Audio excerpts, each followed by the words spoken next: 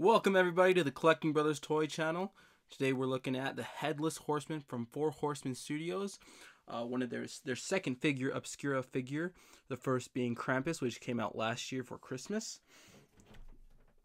Here's the front of the box. On the side of the box we just have their logo, Figure Obscura. On the top you have the Four Horseman logo.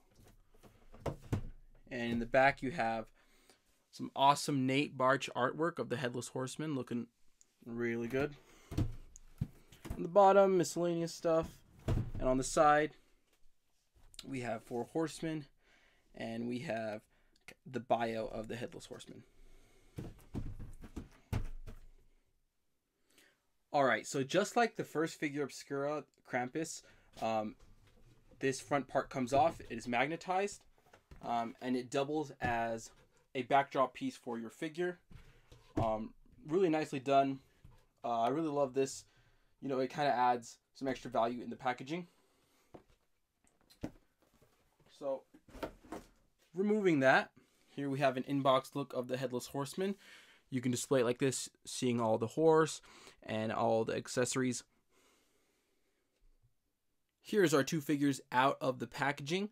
As you can see, the horse is done fantastically. It's using a mix of pieces from Balius and Aethon, Arethyr's horse, combining both steeds into one. Definitely awesome reuse. The horseman, of course, is using some new pieces that we haven't seen only in the brand new Alithia wave with Lord Bardrick. They're kind of using Lord Bardrick's torso and legs here. Alright, so first, going over accessories, we have kind of this little neck insert that works as like the stump if you want to have a truly Headless Horseman. Next up, we just get our basic sword. We've seen this numerous times there. We also get this brand new piece. This is something we've never seen before. It's a hand, but with Mythic Legion's neck joint attached to it. So it is attached, it's not a separate piece. So you can put any head really, but you can. It's mainly used for, like, of course, displaying like this, so he's grabbing and holding his head. But really cool because, you know, it provides some options. Like you could use this for a knight holding his helmet to the side. I think this is a really neat piece. Yeah, and to go along with that, we also get the second portrait, the second headpiece, with the really nice flame effect. Gotta love when they do translucent, especially dual color translucency. Just looks great. We also get a alternate main piece. So this is the one that comes with Balius, and this is the one that came with Aethon, and so you do get both display options, which is really nice. And then lastly, we get two like weapon wielding hands, and then another more open grip hand. And for the last accessory, we get a cloth goods cape with a metal chain.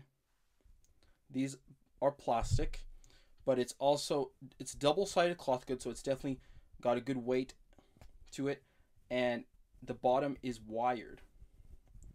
The bottom is wired, so you can do all sorts of display capabilities with this. This is a really nice cape. Yeah, it definitely helps with the price point, because, you know, this is kind of an expensive figure, seeing that it's a limited run, but just getting this cloth good cape, you know, seeing, like, comparing to Mezco, where Mezcos are anywhere from $80 to upwards of $120, $150. Whereas this one, you're getting a steed plus cloth goods. Definitely a great value. Alright, so when it comes to articulations with Mythic Legions, you know, they do sacrifice some articulation just for the sculpt. But it's definitely, I feel like, all the articulation that you need, especially with someone that's wearing armor. They're not going to be doing super dynamic poses. So the arms can go about this high. Of course, they can swing around 360. Not a problem, 360. Elbow joints, they are single jointed, but you get the 90 that you would need. Legs can kick out single jointed knees, but they do the 90. It can go that far back, this far forward. We have kind of front and back joint here, ball joint there. Head can turn side to side, look down great, look up pretty great for a pumpkin head, you know. There is toe articulation. Angle articulation. So we have a rocker there that goes that far down, that far up, side to side. We have rocker. Always need that rocker. And yeah, overall, just looking at the sculpt of this figure, just a phenomenal job. Paintwork wise, you get nice purple accents, nice silver accents. The dots are very intricate and precise. All the rivets and buckles, some brown paint there. Just a really nice figure overall. Alright, so you take off the neck joint right here. And you're able to use this little stump piece. And it just pegs in nicely. And let's see, I'll straighten that out. So yeah, it pegs in nicely, and so it looks like there's like the bone spine and kind of the meat of the Headless Horseman there. So there's that option. Alright, and here the figure is using that new handpiece that we have with the neck peg, being able to hold his head with the stump there connected. So definitely nice display option there. And lastly, here he is with the flaming head. This is definitely the head that I'm going to be displaying mine with. One thing to note is when you put that stump in, there's really nowhere to grab to take that out. So I would definitely be careful when putting that stump in. It's definitely very tricky to get off. But overall, this head sculpt is super nice. The flame goes really far back. Just super nice detail overall. Especially even that little like trunk, the way they sculpted that little swirl.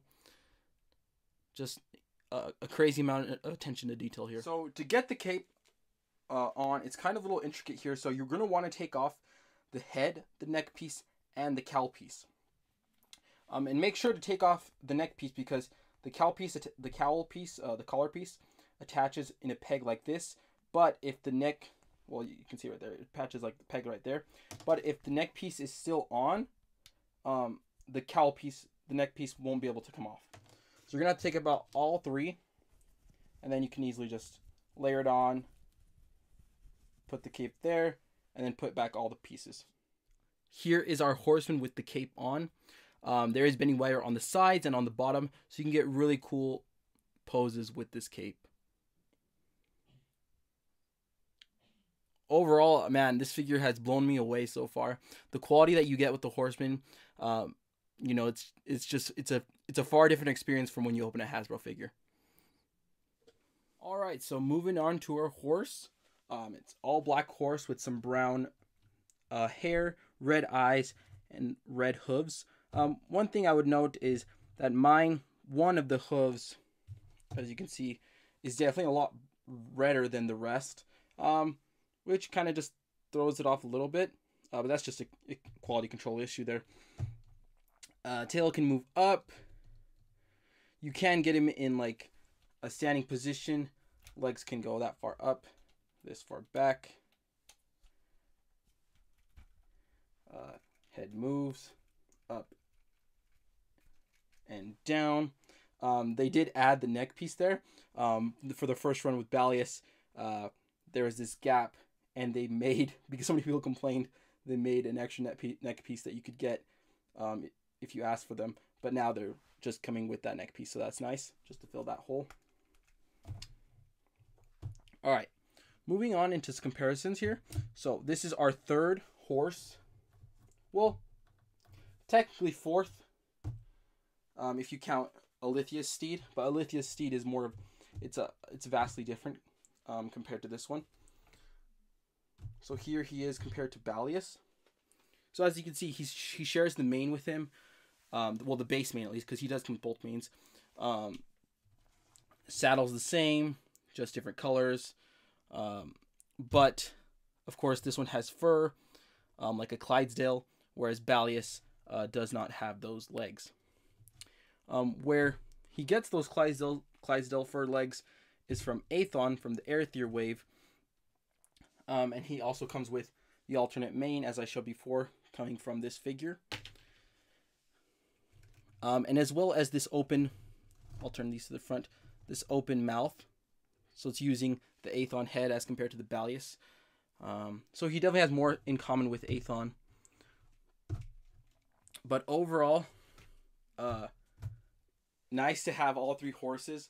Just looking great. Hopefully in the future, you know, we can get a white horse. That'd be really cool to get. All right, so something I wanted to show off here is, you know, one of the good things about Mythic Legions is that most parts are, well, actually all parts are modular, not with the 1.0 or 2.0 bodies, depending on which body you're using. It's all modular. So using the Headless Horseman hand, you can use it on like Magnus here, who has a human head, to hold a helmet and get that nice looking pose. So just a really cool piece. I hope they include this piece in future figures for other collectors to get, since this figure was kind of a little bit harder to find in limited release. A really cool piece, I think, for Mythic Legion collectors. My overall thoughts for this figure, I'm super pleased with it, especially because you didn't have to pay up front. It was, since Figure Obscuras are all, you pay and it ships within a week. You get it within 2 weeks or less. I really hope Mythic Legions and the Four Horseman Studios move towards this direction where we don't have to pay up front almost a year or sometimes even more than a year out to get our figures. Overall, I think great reuse of the parts they have, and even including new parts like that hand piece and these heads. Also love just getting figures from that are like themed around the holidays. So we got Krampus for Christmas last year, and now we have this one. I'm excited to see what we get next year for our Figure Obscura and what holiday they do. Maybe something for Thanksgiving would be really cool. So this figure retailed for $120 when they offered it. With shipping, though, it ended up being a little over, I would say it was like over $130. For me, this is just about a flawless figure. The only gripe I have, of course, is I have that paint QC issue where one hoof is rather redder than the others. And I guess my only other kind of little gripe, I guess you could say, is that the headless neck piece that you insert is really, really hard to get out without maybe damaging the figure paint job within that collar and neck area. But there was really no other way to get around that. So that's kind of just like the nature of the beast with that neck piece, where there's just a stump.